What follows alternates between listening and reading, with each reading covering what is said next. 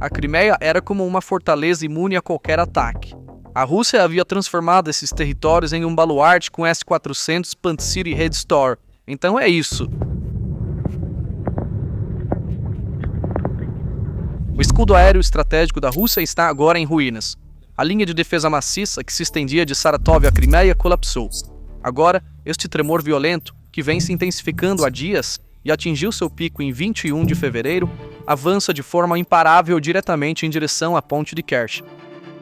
O ponto de partida dos eventos foi uma instalação militar no interior da Rússia, considerado o coração da dissuasão estratégica.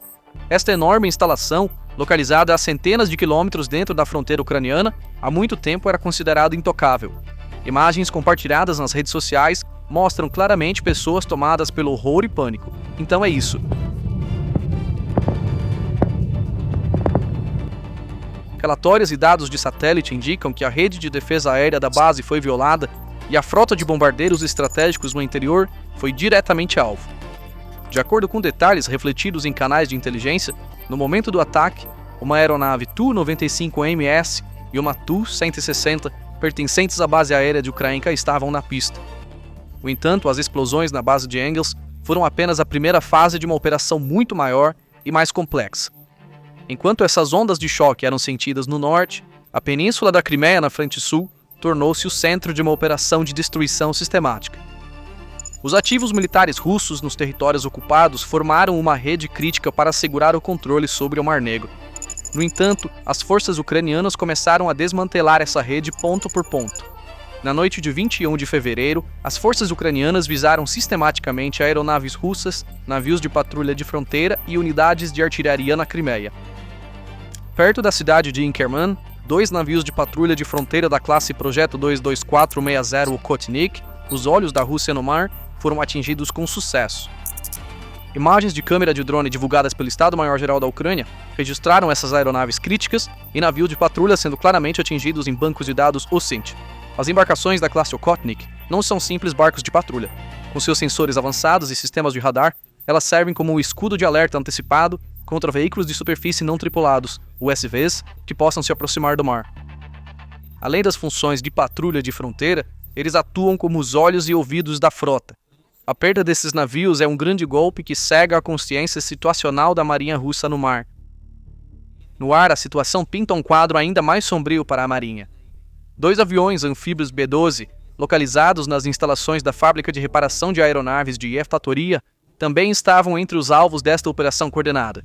Os aviões B-12 eram um dos principais ativos da frota do Mar Negro para rastrear movimentos subaquáticos e de superfície usados em guerra antissubmarina e missões de patrulha marítima. Este golpe na arquitetura de defesa da Crimeia foi a fase final de uma onda de intensos ataques de veículos aéreos não tripulados que começou com ataques ao aeródromo de Katyr. Esta operação, que começou na noite de 17 de fevereiro e fez com que os sistemas Pantsir S-1 e S-300, S-400 na região trabalhassem intensamente, visava tornar inoperante uma base estratégica da qual a Rússia lançava seus próprios UAVs. As sucessivas explosões ecoando pelas regiões de Sevastopol e Kerch provam que este enorme guarda-chuva de defesa aérea foi rompido, cegando radares, silenciando sistemas de alerta antecipado e afundando unidades de patrulha. Esses ataques não são acidentais. Pelo contrário, são a fase preliminar de limpeza de um movimento muito maior e mais destrutivo, conforme descrito na literatura militar. Quando todos esses fatores se juntam, o escudo defensivo do exército russo sobre a península mergulha em um caos severo. Com esses sistemas fora de ação, uma enorme estrada foi construída para os USVs ucranianos nas águas escuras do Mar Negro. A insegurança dos bombardeiros em Engels, combinada com o ofuscamento dos olhos de patrulha na Crimeia, cria um enorme vazio estratégico que mudará fundamentalmente o curso da guerra. O principal alvo desta rodovia operacional é a Ponte de Kerch, um monumento de concreto à visão imperial de Putin, representando muito mais do que um ponto de trânsito militar e logístico. Os golpes pesados no escudo da Crimeia, que podem alcançar uma impressionante profundidade operacional de 1.400 km e carregar uma ogiva especial perfurante de 1.000 kg, removeram os obstáculos à frente dos mísseis Flamingo de nova geração. Com um alcance de mais de 3.000 km, uma ogiva de 1.150 kg e perfis de mergulho em alta velocidade, esses mísseis travam nos pilares de concreto armado da ponte. No impacto, eles não destroem apenas a superfície. Eles têm o potencial de abalar a integridade estrutural das colunas de suporte principais internamente com a imensa onda de choque que geram.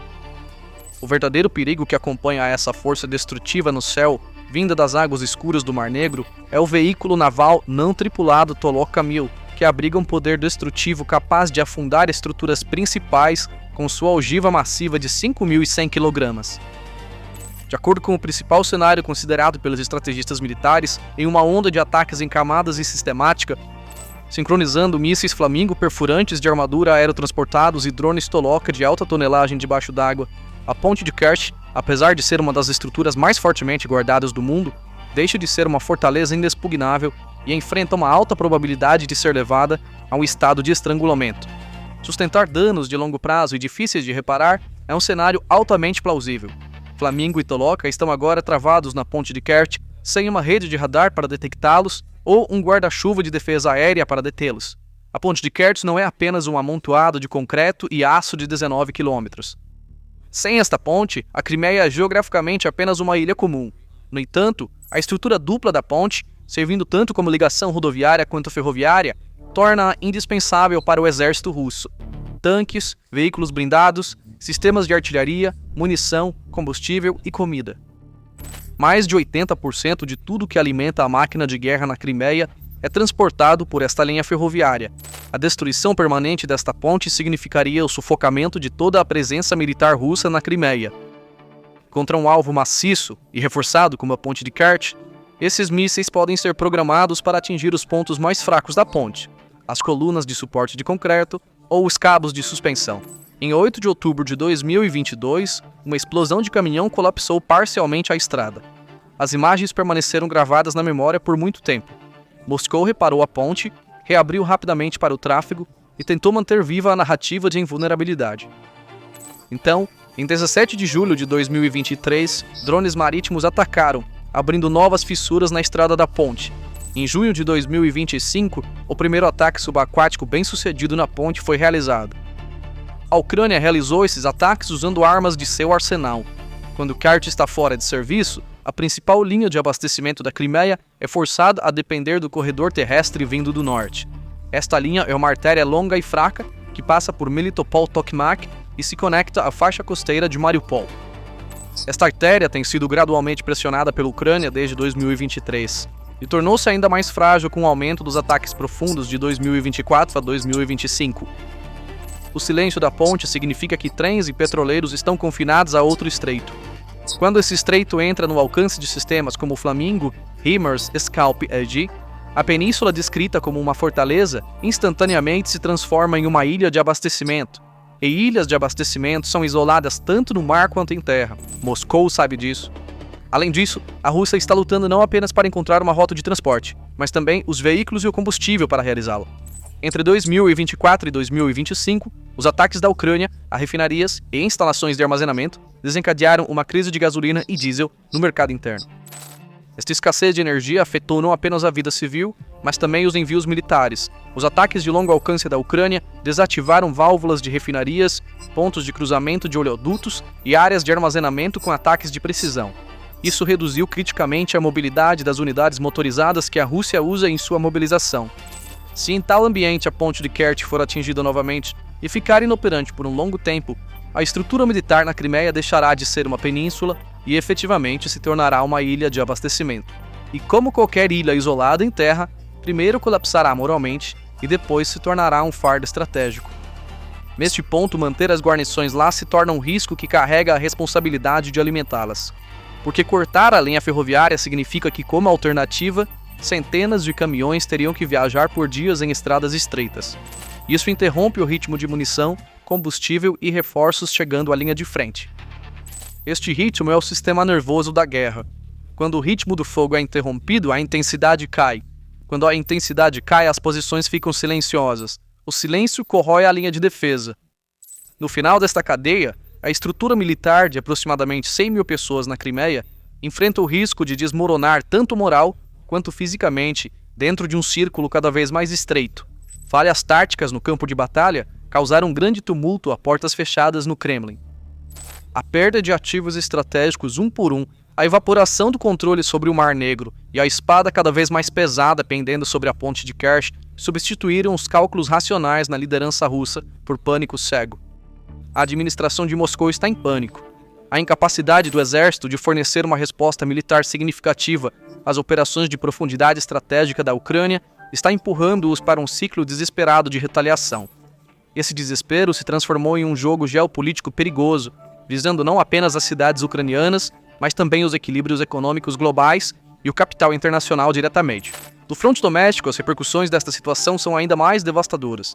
As elites russas e os oligarcas estão assistindo, enquanto o enorme exército se dissolve diante dos drones de alta tecnologia da Ucrânia, os sistemas de defesa aérea ficam cegos e artérias vitais, como a ponte de Kerch, se tornam alvos abertos.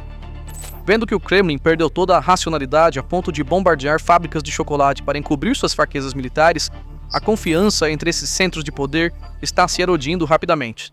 A crise sistêmica em aprofundamento, a destruição do prestígio do exército e a contração provocada pelas sanções econômicas estão alimentando conflitos entre facções dentro do regime.